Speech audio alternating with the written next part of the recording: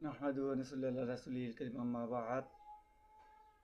সম্মানিত দর্শকবৃন্দ, আজকের আলোচনা সূরা আল-লাইল। আল্লাহ পাক বলেন, ওয়াল লাইলি ইযা ইয়াগশা, কসম রাতের যখন সে ঢেকে যায়। ওয়ান নাহারি ইযা তাজাল্লা, কসম দিনের যখন আলোকিত হয়। ওয়া মা খালাকা যাকারা ওয়াল উনসা, কসম তার যিনি নর নারী সৃষ্টি করেছেন।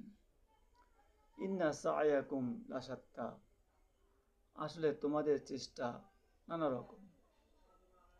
অর্থাৎ এই চারটি আয়াতে আল্লাহ পাক বলেছেন, রাতের কসম, দিনের কসম, নর নারী সৃষ্টিকর্তার কসম খেয়ে আল্লাহ পাক বলছেন, তোমাদের নানা রকম মন্তব্য, নানা রকম চেষ্টা, তোমাদের সবার চরিত্র এক নয়, সবারই মন্তব্য এক নয়, এক একজনের মন্তব্য এক এক রকম।